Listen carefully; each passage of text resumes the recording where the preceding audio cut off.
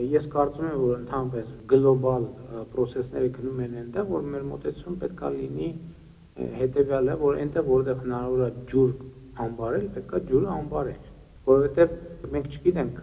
10 տարի հետո ջրի գինը ինչ ալնելու եւ ջրի նշանակություն, չնայած գիտենք, վստահ գիտենք, որ աճելու է, չի նվազելու, տարբերակ չկա, որ ջրի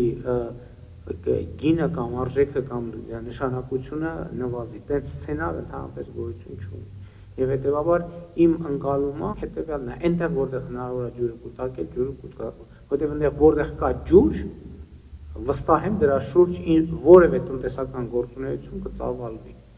Այլ բան, որ մենք պետք է ռեսուրսը օգտագործենք, որ այն տեղերում, հələ որ սկզբից անենք, այն տեղերում, որ մեր կարծիքով մաքսիմալ էֆեկտիվ կարող են իր ազդեցություն անել։ Եթե մենք ասենք ջրամբարներ կառուցենք եւ մեր ռոռոկման կուլտուրան լինի այնպեսի, ինչպեսի մենք չենք հասցնի ուղղակի այդքան ջրամբար կառուցել։ Սրա էֆեկտը երկու բան է, որ նախ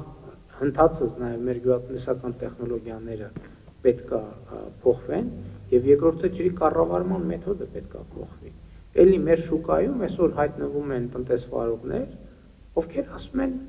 լսեք, մենք չենք ուզում 10 դրամով ջուր։ Տվեք, մենք ուզում ենք ջուր, այնքան ինչքան մենք ուզում ենք, ասեք ինչ գնով եք տալիս։ Մենք այդ գինը պատրաստ ենք վճարել։ Ասենք մարդիկ պատրաստ են վճարել ջրի համար, ոչ թե սպասեն հերթով իրանց կհասնի թե չէ, մեծ ներդրումներ են անում եւ ասում են, տվեք ջուրը ոչ թե 10 դրամով, տվեք 30 դրամով, 40 դրամով, 50 դրամով, բայց տվեք ցպահանջ, երբ որ մենք ջուր ենք եւ երբ որ մենք ջուր ենք ուզում, մեր ջուրը տվեք, մենք ինչքան է գինը, մենք չենք կարող, մարդը գալիս է ասում է, ես վճարում եմ, մենք ասում ենք, չէ, չես կարող։ Եվ սա մեր նաեւ գյուղատնտեսության ֆունդամենտալ խնդիրներից մեկն է։ Հիմա այն նախագծերը, որոնք ռեալ մեր գյուղատնտեսության լոկոմոտիվն են, մենք իրանց տենց երկար հերթի մեջ պահում ենք, որը այսօրվա միջավայրում հասկանալի է ինչ որտեղ, բայց 10 տարի հետո է միջավայրում դա հասկանալի չի լինելու։